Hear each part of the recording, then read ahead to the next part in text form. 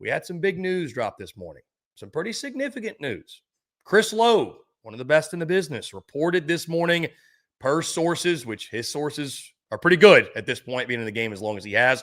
Per sources, the 3 annual opponents for each SEC team have been released, of course, tomorrow night, Tuesday night, on the SEC network, and I believe maybe ESPN2 as well. Either way, it's going to be on national TV. We are going to get the full schedule release, so including these 3 permanent opponents, we're going to get the full schedule release for 2026. So we'll go live tomorrow night, break all that down, react to it. You're going to get a lot of the Bear and I this week. But in the meantime, Bear, let's give our immediate reactions to if these are, which we feel good that they are, but if these are the 3 permanent opponents for each SEC team, our overall thoughts on each of them. That being said, let's pull it up. I'm going to run through these, Bear, really, really quickly, and then we can give our reactions here. So for Bama, you've got Auburn, State, and Tennessee. For Arkansas, you've got LSU, Mizzou, Texas. For Auburn, you've got Bama, Georgia, Vandy. For Florida, you've got Kentucky, Georgia, South Carolina. For Georgia, you've got Auburn, Florida, South Carolina. For Kentucky, you've got Tennessee, Florida, South Carolina. For LSU, you've got Arkansas, Ole Miss, Texas A&M. For Mississippi State, you've got Bama, Ole Miss, Vanderbilt. For Missouri, Arkansas, Oklahoma, Texas A&M. For Oklahoma, Missouri, Ole Miss, Texas. For Ole Miss, LSU, Mississippi State, Oklahoma. For South Carolina, Florida, Georgia, and Kentucky. For Tennessee, Bama, Kentucky, Vanderbilt. For Texas, Arkansas, Oklahoma, Texas A&M. For Texas A&M, LSU, Mizzou, and Texas. And for Vandy, Auburn, Mississippi State, and Tennessee. Quick, Bear, who were Kentucky's 3? No, I'm just kidding. I'm not going to quiz you like that. That's a lot to remember, obviously. Thank goodness we have the graphic. Those listening via podcast, hope you're able to keep up with that. Bear, I'll ask you initial takeaways. Where does your mind go here? Let's kind of discuss this, open into conversation. I think there's a lot of mixed feelings here. We've got a lot of games that aren't being played, some yearly rivalries that are no longer going to take place. Most notably, no Bama LSU on a yearly basis. No Georgia Tennessee on a yearly basis. Some of the others, Mississippi State Bama's back on the schedule on a yearly basis. Missouri South Carolina, the Mayor's Cup, no longer on a yearly basis. Texas A&M South Carolina, Battle for the Bonham, no longer on a yearly basis. Bear, thoughts on the games that we lost? Are there any in particular when you first saw it that irked you or made you irate? I think the thing to consider here too, though, we are going to have those 6 games that interchange. Right. So we'll get them a lot, but like we're not getting Bama LSU on a yearly basis anymore, and I don't really know how to feel about that. That's one I understand. The one that really stands out to me, you didn't even mention it, it's Florida, Tennessee. That's a game. Yeah. That's one to where it's like, here's the thing. Regardless of how you feel about Florida and the trajectory that's going in right now with the Billy Napier era or whoever comes in next season to take over the job, like the thing is, that's a guaranteed win every single time Florida and Tennessee play down in the Swamp. It is. And so what if that's a game that ultimately has Florida waiting for the opportunity to punch its ticket to the college football playoff, and you don't get that matchup? And now you got to play off against, I don't know, LSU instead. You got to face off against, I don't know, Texas instead. And that costs you a spot in the college football playoff. Like, that's one thing. But also for Tennessee's standpoint, Tennessee, they're like, you have a good schedule, but you don't play Georgia anymore. That is a game that I think is a little infuriating. It is cool, though, that we are getting some games back. Like, I can tell you, just growing up, I remember what Georgia, South Carolina was and how much animosity was between those two fan bases. They at least are respecting that rivalry back on in. And then Alabama, Mississippi State. It's interesting because so many people, including you, are like, what about the LSU game? Like what about we got to have the LSU game. I get that. But you do realize in the grand context of Alabama football, Mississippi State's a bigger rival. And so you get that game back on. And also for Alabama, like, can you imagine what if Auburn finally does turn the corner and they're right back to being a legit contender? You now have to face off against Tennessee, Auburn, and LSU all in the same year as your annual trio, which also doesn't include matchups against potentially a rising Texas A&M, a rising Texas squad once again, a surging Vanderbilt team, whatever Georgia's going to be every single year. Like that's got to matter in a lot of different ways.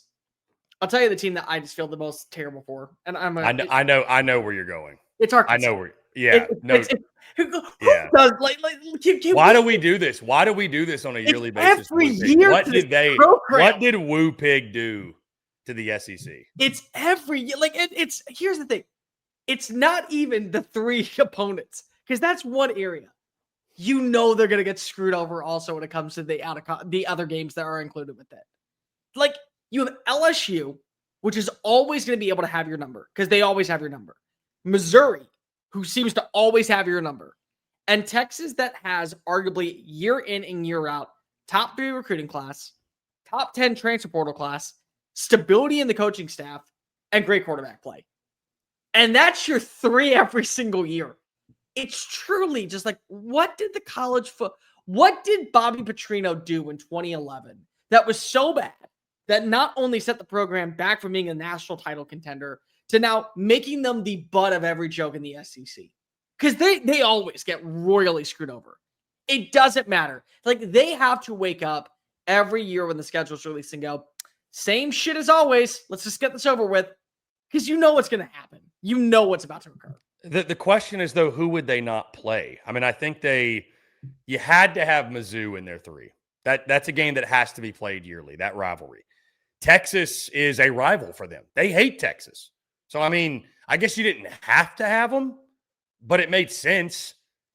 And then the battle for the Golden Boot. I mean, it just sucks because all 3 of these teams, I guess, that they're most rivals with are very good. So, well, but you're not wrong. It is poor Arkansas at this point. Like, they get no breaks.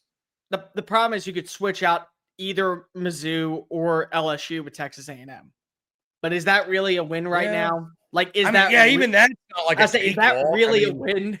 Like, you can't do Oklahoma, which I can get behind a little bit, but like, still, is that really a win? Like, the 2 other teams that you would slightly consider from their time in the Southwest Conference, is that a victory for you? Like, Mizzou's trending in the right direction. They absolutely are taking a step forward. LSU is always going to be LSU. Texas is always going to be Texas. A&M looks the part right now, like it's actually going to be a legit threat in the SEC for the long term. So that's already a problem for you too. So it's like, we also got a projecting based off of where these teams are going. Things can change instantaneously overnight. But regardless, like if you are Arkansas and Hunter Yurachek is going out of his way to make sure that he brings in the next right head coach, what's the selling point at this moment? You're underfunded. You don't have a lot of money interested in NIL for football when it's in baseball and basketball. You don't have a lot of resources on building your roster. Oh, and by the way, you're gonna have the 3 toughest rivals every single year in your annual opponents.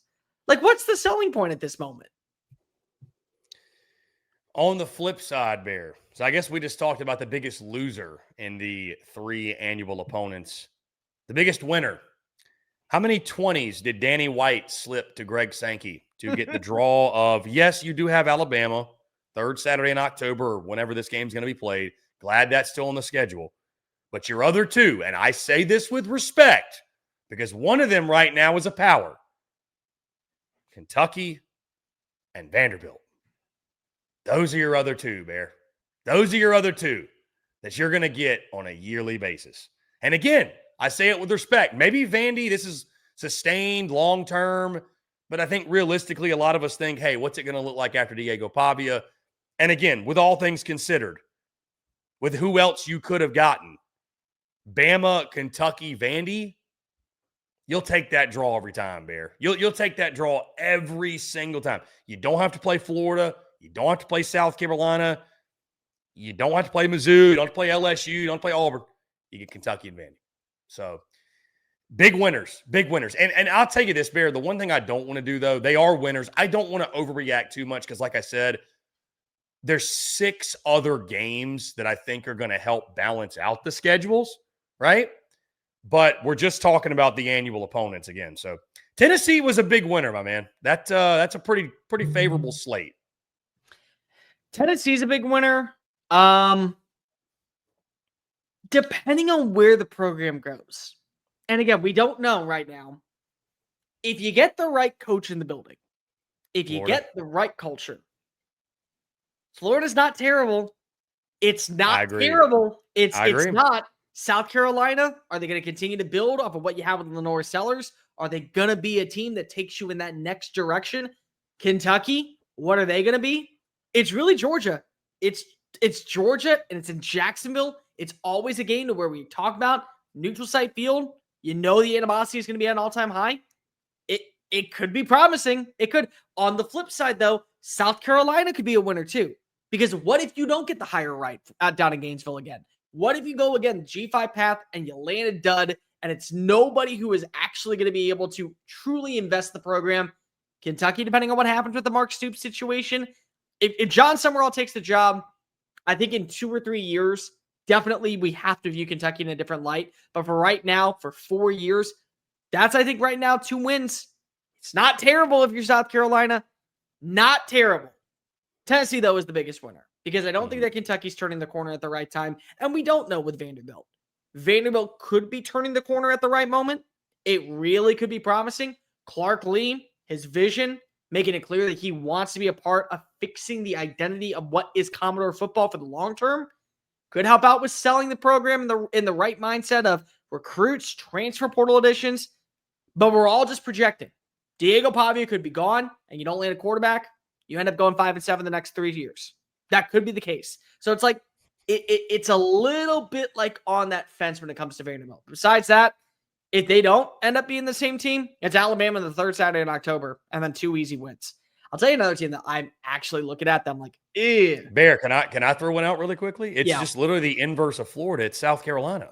Yes, I just said if they if they ever get it together. I mean, Georgia, Kentucky, Florida. It's literally the same thing except the opposite of each other. They play each other. So yeah, if they ever get it rolling, I mean, depending on what happens with Florida, I think we just have more trust probably in the long term that Florida's going to figure it out and Georgia's just going to be Georgia. So, but those Georgia South Carolina games, to your point, not to cut you off, those games, obviously, I grew up right on the border of South Carolina and Georgia. Right. Getting that game back, I'm interested probably how Gamecock fans feel. I'm sure there's some of them that are like, oh my gosh, woe is me. We have to play this tough team. There are, and again, I am from, shout out, North Augusta, South Carolina, right there on the Savannah River, right across the river from Augusta, Georgia. Like, Bear, when I grew up, they used to have what's called a border bash. They would have like a big party in Augusta where it was on the river. It was South Carolina and Georgia fans all came together, this big festival. Like, that game was a really big deal. So I, for one, selfishly am glad that game's back on the schedule. And that was always a game where another one where just like weird stuff happened. There's a lot of Georgia guys on the South Carolina roster. There's a ton of South Carolina guys on the Georgia roster. So there's a lot of games I'm happy to see back. That one I am selfishly back on the schedule. Another team that is potentially a loser. Again, it's all based off the trajectory of one program. But if Auburn does not get its shit together, I mean, you have Bama, you have Georgia, you have Vandy. Vandy's decent. And honestly, I'm a big believer in Clark Lee. Like, yeah. I think he's here for the long term. I don't think he's going to get another opportunity elsewhere. I don't think he wants another opportunity elsewhere. Vandy guy. He is going to land the right pieces. Georgia's Georgia. And you couldn't take away that rivalry because it's the Deep South's oldest rivalry. It's a matchup that has to be played. And you can't take away the Iron Bowl. But like if Vandy turns the corner, plus you throw in Texas A&M, South Carolina, Mizzou, Ole Miss, and I'll say Tennessee one season. Those games, and let's just throw in just for all fun and intents purposes, Texas. I mean, you got a 9-game guy. How many of those are wins? Like, honestly, when you look at Auburn, like Auburn's lucky because we don't know what Vandy is right now. But if they end up turning the corner, you could argue them and Arkansas right neck and neck for toughest schedules when it comes to the annual opponents. Who's the one that you were most surprised by? That's a good question. Most surprised by, like, kind of like I had to look back and be like, yeah. I don't know. I mean, I got 2. All right, you go ahead. I feel like I don't have a good answer for this. Oklahoma just with Ole Miss felt weird. Like, that That was an odd crossover. That really was. Just like, here, we're just gonna throw you out there and say, okay, cool. I thought Oklahoma, Arkansas would have made a lot of sense. It would have, but I think that they want to make sure that there was at least one team from the SEC, like from the playing days of the SEC, and not just newcomers. So that I think was a factor. I think A&M also slightly weird, only because of, again, what's the Mizzou tie? Like, I get it, Big 12, but you already have the Big 12 with the Lone Star Showdown. You couldn't sell me on Arkansas, or you couldn't sell me potentially on Oklahoma at least. Like, at least there's geographical purposes. Like, Mizzou and Ole Miss are just like two randoms. A&M needs a third team. Missouri. Let's give them that. I mean, South Carolina could have been that third team. They have a trophy. Yeah. There's a rivalry there. There's history there. I think the Southwest Classic, again, it's a staple game. It's one of the ones that I remember when joining the SEC, people talking so highly about coming back. And all right, I guess we're not going to care about that anymore. We're not going to care about tradition. The game's not being played in Jerry World, so who gives a care anymore about this game actually mattering? And then the Ole Miss again. Like, where is the Ole? Like, what is it? Why Oklahoma? Like, it just truly felt like, oh, we got to give them somebody. Like, we can't give it Mizzou. We already gave them Mizzou. We can't give them Mississippi. Ole Miss. Let's see. LSU. I think LSU's is fine. You got Battle for the Golden Boot, Magnolia Bowl, and the A&M rivalry. That makes sense. No. I'm saying for Ole Miss, it's like, oh, got you. You get the Egg Bowl. Who gives a crap about Florida? Who gives a crap about Florida? Screw it, Oklahoma. There you go. Like, that's what it felt like when it came to that. Yeah. Yeah, that one's a bit odd. I don't really know that there's a tie with Ole Miss and Oklahoma. There were going to be some randoms, I think, just because if you're trying to organize this schedule. But, there's some weird games missing. Again, Florida, Tennessee is one, like we talked about. That really sticks out to me. Bama, LSU, that really sticks out to me. You know what a game I miss, Bear? And I guess I'm glad to see that, the 9-game conference schedule, we're certainly probably going to get it. Auburn, LSU is a game I can't wait to see back on the schedule. That one to me was always a classic. That was always a really fun game like you grew up with. Like I said, I'm glad South Carolina, Georgia is back on the schedule. I mean, Georgia, Tennessee not being a permanent is interesting, to say the very least. So, but I'm interested in the other 6 games, the shuffling we're going to have in those other 6 games, what this is going to look like. So it's thanks a lot, college football world. This is our 9-game conference schedule now. This is our new reality. So what I can appreciate about this, it set a trend in college football because of the other conference that didn't play 8 games is now playing a 9-conference game. ACC announced today, moving to a 9-conference game schedule. They're going to have annual opponents. So look at that. The SEC setting trends for the sport that will forever change the legacy of the college football playoff. Can't see that in the Big 10. Don't see that in the Big 12. And they're already playing 9 conference games, but who cares? SEC setting the standard. Good job on you, Greg Sankey. Good job. Taking credit for credit's definitely not due. So you and I agree, winner Tennessee, loser Arkansas, and a lot of in between from there. By the way, I do love how Texas fans commenting about, we got Arkansas because they hate us and we don't care about them. That's a fun game, though. Who's like the fun one that you're just excited to see? Oh man. I mean, I'm glad LSU A&M is still on the schedule. I am. On a yearly basis. I think I go back to South Carolina, Georgia, man. That's a fun game to get back on the yearly slate. That is. That's like a weird game. South Carolina plays the fly in their ointment role very well, it seems, with the Dogs. I'm very excited for Florida and South Carolina to be a matchup. It just feels like hey, we don't talk about you enough, but we need to be talking about you more kind of game. Like, this is where we catapult ourselves into the conversation for a college football playoff threat if we have the right coach. And again, it all comes down to Florida. Can they bring in somebody this offseason that's actually going to make them competitive? Because you fired Dan Mullen, who actually made you competitive because you didn't like to recruit. And look at how far you shot yourself in the foot. I did laugh. You mentioned it already, but I did laugh when they stuck Vandy with Auburn.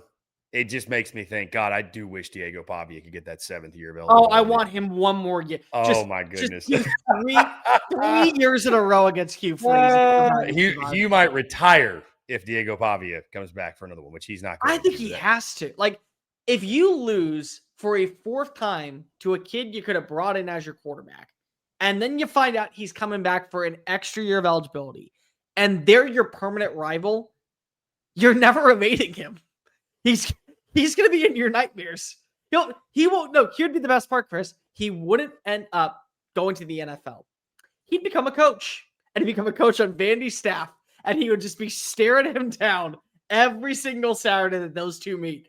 Just that blemish, that big old eyes of just, I can't stomach you. I can't look at you.